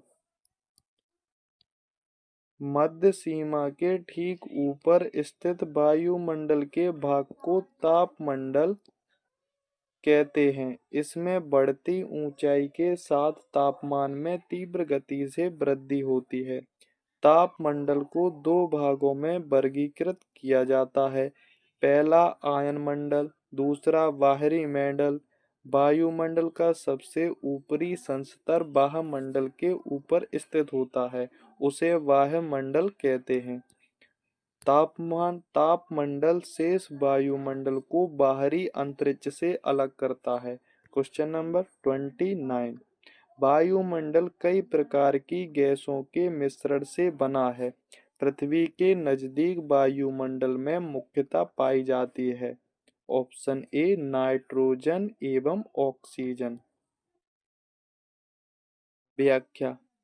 वायुमंडल कई प्रकार की गैसों के मिश्रण से बना है। वायुमंडल के संगठन में कई गैसों का योगदान होता है, जिसमें 99% भाग केवल नाइट्रोजन और ऑक्सीजन का है। शेष लगभग 1% भाग है, जिसमें argon, carbon dioxide, neon, krypton, helium, hydrogen तथा जेनॉन इत्यादि गैसें आती हैं। Question number 30। पृथ्वी के धरातल के ऊपर की ओर वायुमंडल के विभिन्न स्तरों का सही अनुक्रम बताइए। राइट आंसर ऑप्शन सी क्षोभ मंडल, समताप मंडल, मध्य मंडल, आयन मंडल। वायु दाब और तापक्रम के आधार पर वायुमंडल की परतों का पृथ्वी के धरातल से ऊपर की ओर विभिन्न स्तरों का सही अनुक्रम है। क्षोभ मंडल धरातल से 13 किलोमीटर तक, समताप मंडल लगभग 13 से 50 किलोमीटर, मध्य मंडल लगभग 50 से 80 किलोमीटर, आयन मंडल लगभग 80 से 400 किलोमीटर, वायुमंडल लगभग 400 किलोमीटर से ऊपर। मध्य मंडल के ऊपर तापमंडल है, जिसमें आयन मंडल व वायुमंडल स्थित है। Question number 31। क्षोभ मंडल के बारे में निम्नलिखित में से कौन सा कथन असत्य है? राइट आंसर ऑप्शन बी, यह वायुमंडल की सबसे ऊपरी परत है। ये बात असत्य है। व्याख्या। क्षोभ मंडल वायुमंडल का सबसे निचला संस्तर है। इसकी ऊंचाई 13 किलोमीटर है। इसे संवहन, विक्षोभ व क्षोभ मंडल भी कहा जाता है। क्षोभ मंडल की बढ़ती ऊंचाई के साथ प्रति 1000 मीटर पर 6.5 डिग्री सेल्सियस की दर से या प्रति 165 मीटर की ऊंचाई पर वायुमंडल का तापमान 1 डिग्री सेल्सियस की दर से घट जाता है। क्षोभ मंडल में तापीय प्रतिलोमन की परिघटना घटित होती है। Question number 32। ओजोन परत अवस्थित है। राइट आंसर ऑप्शन सी समताप मंडल में। व्याख्या। ओजोन परत समताप मंडल के निचले भाग में 15 से 35 किलोमीटर तक विस्तृत है। क्लोरोफ्लोरोकार्बन, हैलोन जैसी हैलोअनेटेड गैसों के कारण इस मंडल का काफी नुकसान हुआ है। ओजोन परत के नुकसान के फलस्वरूप परावैंगनी किरणों के पृथ्वी के धरातल पर आने से पृथ्वी के तापमान में वृद्धि एवं कैंसर जैसी समस्याएं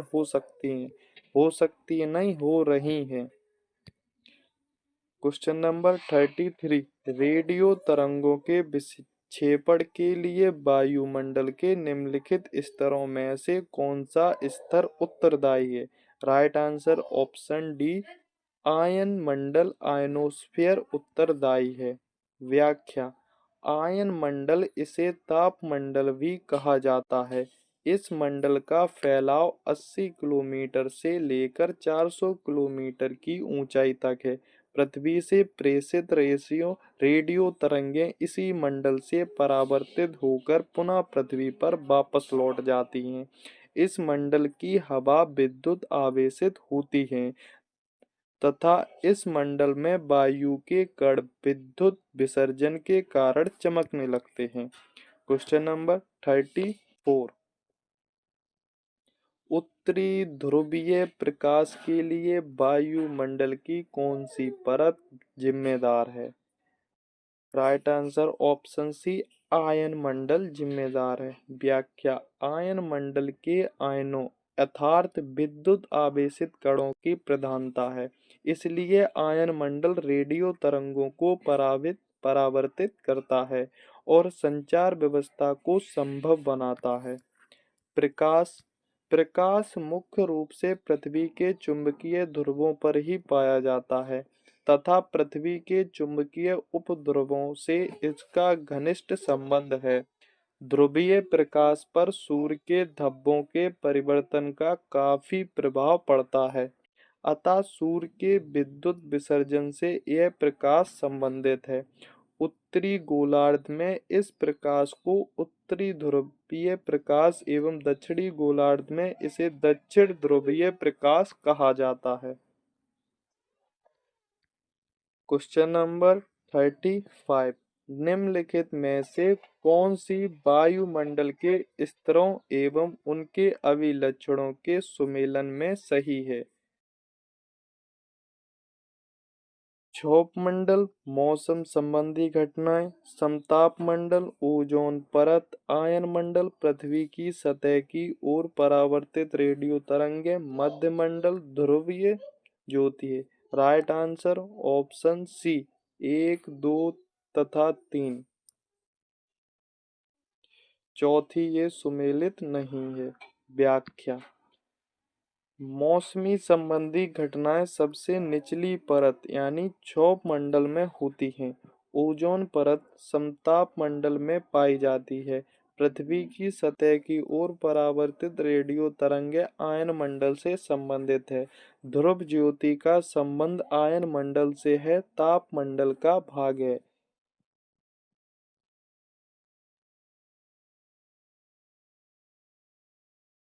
wait for next part. World geography.